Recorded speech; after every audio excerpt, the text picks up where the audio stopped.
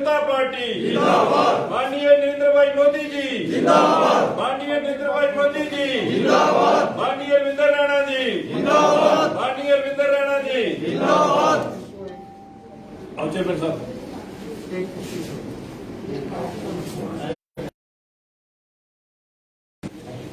हमारे बीच में हमारे काफी पुराने नेता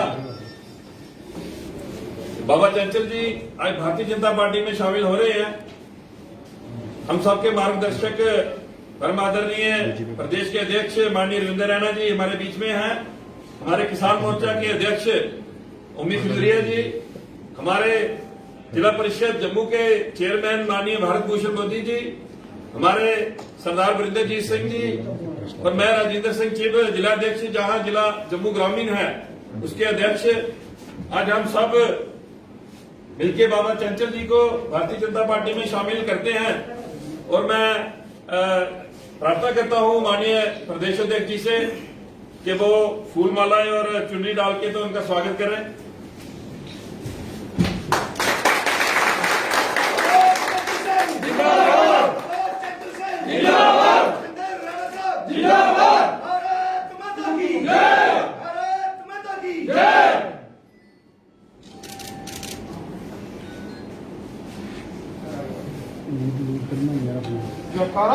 वाली माता दा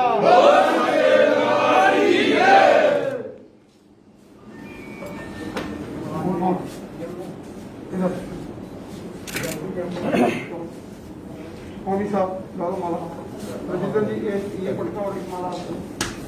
हाँ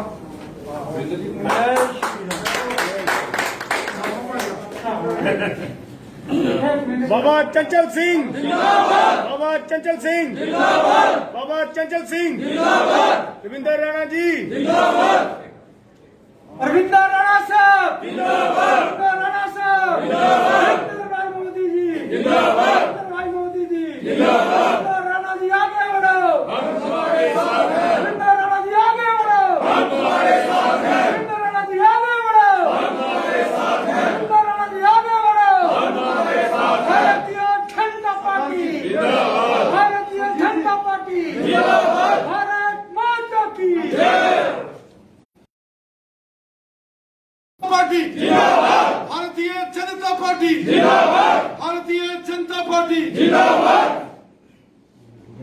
साथियों, आज हम सब के लिए बड़ी खुशी की बात है कि हमारे बीच में से ही एक सामाजिक और राजनीतिक कार्यकर्ता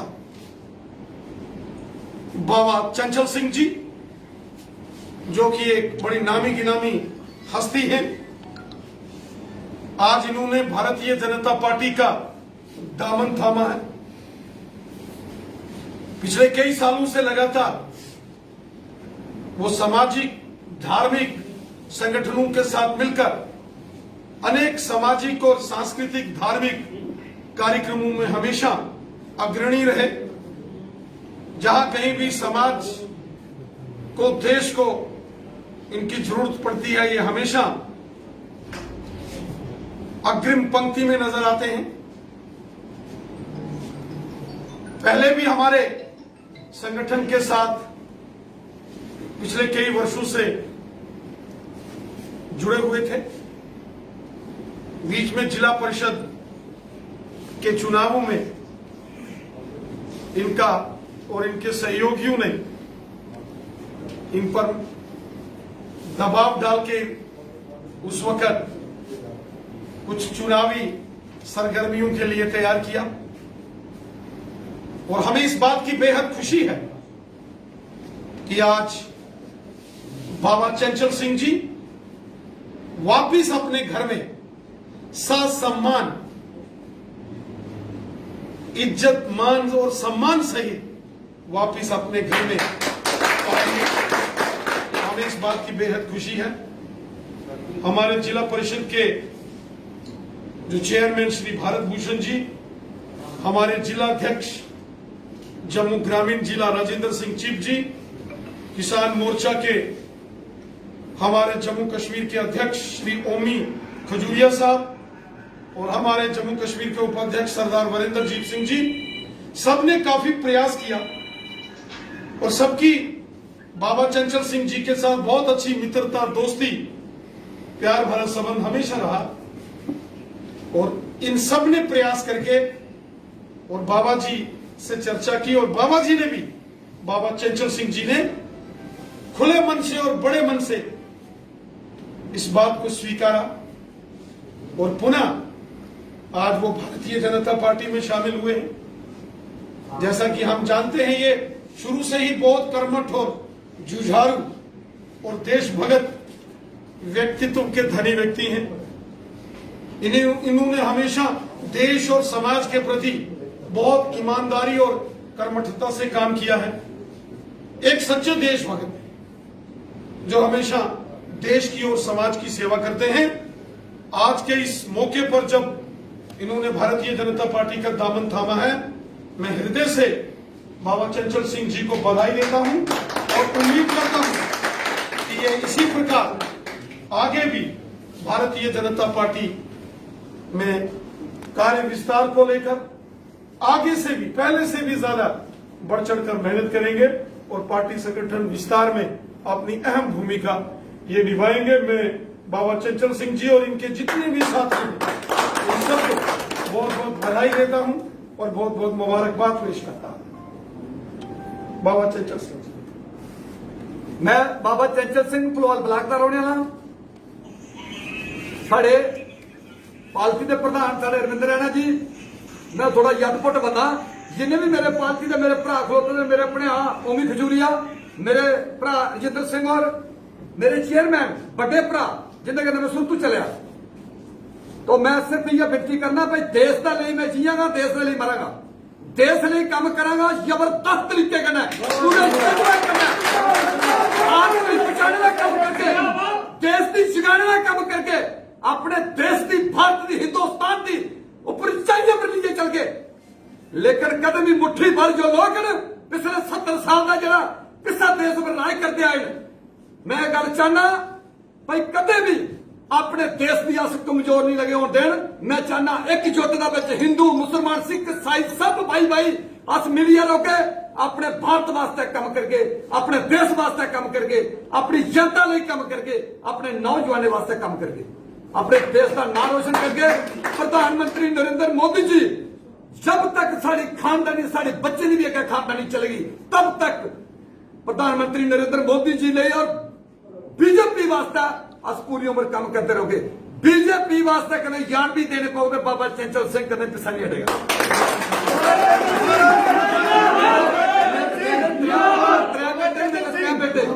त्रै बेटे कदम जरूरत पाओ बीजेपी के, त्रै बेटे भी मैं कुर्बान करने की इस भारत वास्ते तैयार हाँ। मैं कदम पिछा नहीं हटेगा। भारत माता की जय, भारत माता की जय, भारत माता की जय।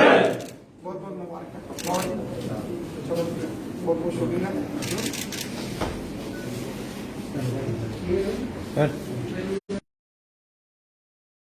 बांध के जब तक सरकार रही थी तब तक साथ में रहा, तभी 370 को जो तोड़ा नहीं गया। किस तरीके से देखते हैं इस बयान को?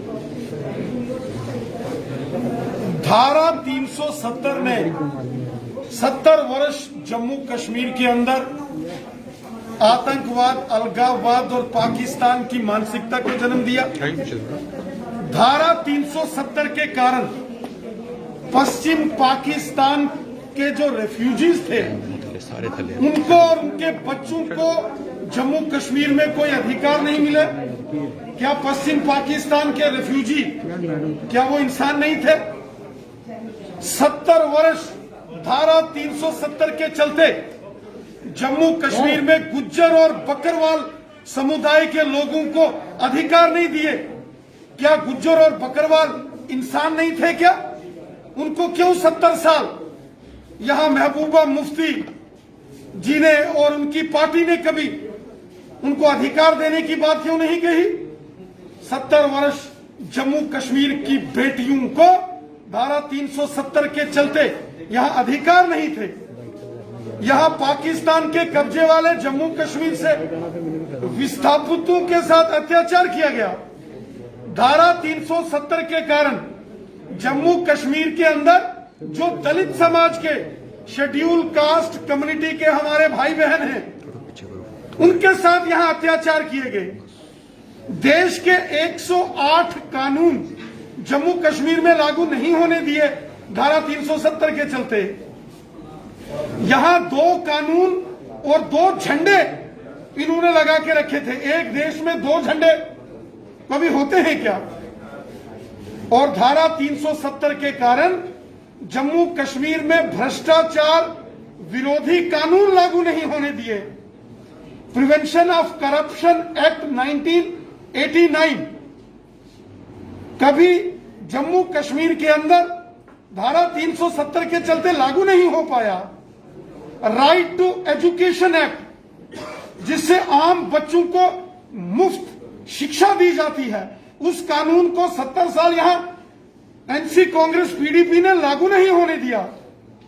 National human rights commission, national commission for women, national commission for scheduled caste and scheduled tribes, in institutions को जम्मू कश्मीर में कभी लागू नहीं होने दिया। धारा 370 एक नफरत की दीवार थी, जिसने अलगाववाद, आतंकवाद और पाकिस्तान की मानसिकता को जन्म दिया। और धारा 370 की आड़ में जम्मू कश्मीर को लहूलुहान किया गया। आतंकवादियों के बच्चों को इन्होंने नौकरियां दी और आम गरीब लोगों को कश्मीर में नौजवानों के हाथों में बंदूक थमा दी। शेख सलाउद्दीन और गिलानी के बच्चे, हुर्रियत कॉन्फ्रेंस के नेताओं के बच्चे और जमाते इस्लामिया जैसे अलगाववादी संगठनों के बच्चे अमेरिका, इंग्लैंड, ऑस्ट्रेलिया, चीन, जापान और मुंबई, दिल्ली जैसे बड़े नगरों में, मल्टीनेशनल कंपनीज में और सरकारी तंत्र में नौकरियां करेंगे, ऐशो आराम की जिंदगी व्यतीत करें। और आम जो जम्मू कश्मीर का नौजवान बच्चे हैं, उनको गुमराह करके उनके हाथों में इन्होंने बंदूकें थमाई नेताओं ने। आज जब इनकी काली करतूतें सारी दुनिया के सामने उजागर हो गई हैं, आज जब धारा 370 के समापन के बाद यहां anti corruption bureau, NIA, ED जैसी संस्थाओं ने काम करना शुरू किया, और वो तमाम जो लोग जो देश के लिए घातक हैं, आज जब उनको गिरफ्तार किया जा रहा है, आज जब शेख सलाउद्दीन के बच्चों को जम्मू कश्मीर की नौकरी से बाहर निकाल दिया गया है, तो जम्मू कश्मीर के कुछ नेताओं को बहुत तकलीफ हो रही है। ये दुख कोई और है और दर्द कोई और है। राणा जी, मेरे 2 सवाल। इनके जुबान में तो कुछ सियासी वक्तव्य हैं, पॉलिटिकल स्टेटमेंट्स हैं, लेकिन इनके दिल में जो तकलीफ है वो जम्मू कश्मीर का बच्चा बच्चा जानता है। आज जब धारा 370 समाप्त हो गई, जम्मू कश्मीर का बच्चा बच्चा खुश है, लेकिन तकलीफ उन्हीं को है जिन्होंने लूट खसूट की, लूट लूट के खाया, जिन्होंने अपने बच्चों को तो अमेरिका, लंदन, ऑस्ट्रेलिया, चीन, जापान पहुंचाया, लेकिन गरीब के बच्चों को मरवाया। सर, गले में पट्टे वाली भाषा को किस तरीके से देखते हैं? जो कहा भाजपा के गले में पट्टा बांध कर जानवर बताया है, वो तो सारी दुनिया जानती है कि गठबंधन से बाहर आते ही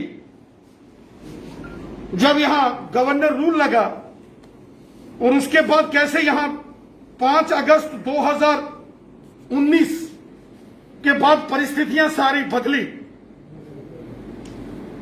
इसलिए हकीकत सारी दुनिया जानती है, और इन तमाम इस प्रकार के जो राजनीति करने वाले नेता हैं, उन्होंने कभी जनता का भला नहीं किया है।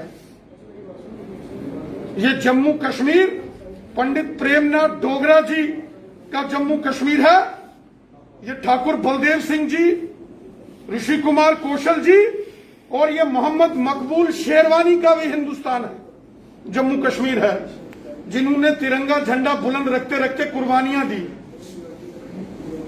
जम्मू कश्मीर का बच्चा, एक यहां का रहने वाला नागरिक दिल से हिंदुस्तान से प्यार करता है, लेकिन चंद मुट्ठी भर ऐसे लोग हैं और कुछ नेता हैं जो बिन पानी के जैसे मछली तड़पती है, इस तरीके से वो तड़प रहे हैं।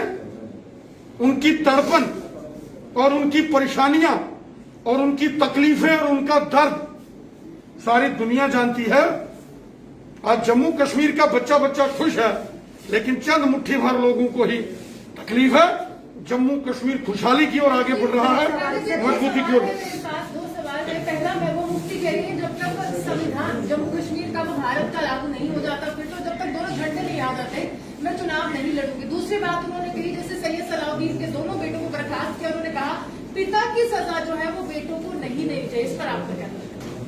सैयद शेख सलाउद्दीन जो हिजबुल मुजाहिदीन के एक आतंकी संगठन के कमांडर है, जो पाकिस्तान में बैठ के खूनी खेल खेल रहा है, जिसने हजारों बेगुनाह बच्चों का कत्ल करवाया है, हजारों सैकड़ों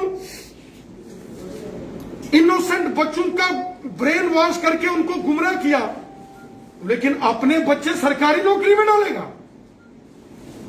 और गरीबों के बच्चे उनके गले काटेगा और गले कटवाएगा। ये दोहरी राजनीति और रणनीति नहीं चल सकती। एनआईए ने जांच करके किसी दूसरे की सजा दूसरे को नहीं मिल रही है। एनआईए ने पूरी जांच की, दोषी पाए जाने पर कार्रवाई हुई। इस बात को ये उजागर नहीं करेंगे, हकीकत को बयान नहीं करेंगे, लेकिन प्रोपेगेंडा करने में ये बड़े माहिर माने जाते हैं। रेना साहब, एक सवाल। और रही बात धारा 370 की और अलग से झंडे की, संविधान अर्थात 370 उसी के एम्बिट में है। कयामत की सुबह तक धारा 370 वापस नहीं आएगी। कयामत की सुबह तक अलग से झंडा वापस नहीं आएगा और कयामत की सुबह तक अलग से कानून नहीं होगा। एक देश में एक कानून होता है, एक देश में एक झंडा होता है और एक देश में एक प्रधान होता है। धारा 370 की आड़ में बहुत बड़ा षड्यंत्र किया गया और यह धारा 370 एक नफरत की दीवार थी, जिसके पीछे एक साजिश थी कि कहीं ना कहीं एक और देश का विभाजन करने का षड्यंत्र था। इसलिए इस धारा को समाप्त कर दिया गया है। अब यह धारा इतिहास बन चुकी है। कुछ लोग अब इसको किताबों में ही पढ़ेंगे और ठीक है, कुछ नेताओं को हो सकता है ख्वाब में भी आती हो ये धारा, लेकिन हकीकत में अब ये समाप्त हो चुकी है। एक सवाल। परिसीमन आयोग ने जम्मू कश्मीर का दौरा किया और उन्होंने प्रेस वार्ता में साफ कर दिया कि 2011 की सेंसस पर परिसीमन होता है। क्या लगता है कि 2011 की सेंसस पर परिसीमन होता है तो जम्मू को इंसाफ मिल पाएगा? केवल सेंसस, केवल जनसंख्या के आधार पर डिलिमिटेशन नहीं होता है। उसके 6 बिंदु हैं, अलग अलग पॉइंट्स हैं, उसके पैरामीटर्स हैं। हमारे संविधान के अंदर वो चीजें लिखी हैं जिसमें कनेक्टिविटी है, कम्युनिकेशन है, बेसिक एमिनिटीज जिसमें हेल्थ एंड एजुकेशनल इंफ्रास्ट्रक्चर है, टेरेन है, टोपोग्राफिकल कॉम्पैक्टनेस है और पॉपुलेशन 6 नंबर पर है। हमने चुनाव आयोग को और डिलिमिटेशन कमीशन को वो सारे तथ्य उनके सामने रखे हैं, जिसके जिक्र मैंने पहले भी आपके सामने किया है और मुझे लगता है कि वो सारे कंसीडर किए जाएंगे। सर, आपने कहा कि जम्मू की जनता खुश है और कुछ नेता मुखी पर लोग हैं जिनको परेशानी, जो बिन पानी की मछली की तरह तड़प रहे हैं। सही बात करेगा, पर वही पे दूसरी तरफ हम आम जनता की बात करें, हम युवाओं की बात करें, डेली वेजेस की बात करें, पीटीवी की आए दिन डेली किसी को कोई करंट लगने से किसी की मृत्यु हो रही है, किसी को गिरने से हो रही है, और साथ ही साथ कहेंगे 10+2 कॉन्ट्रैक्चुअल लेबर्स की बात करें, डेंटल सर्जन की बात करें, लगातार माननीय उपराज्यपाल महोदय बड़ी संजीदगी के साथ विचार कर रहे हैं और मुझे विश्वास है इन सभी समस्याओं का समाधान भी होगा। Thank you.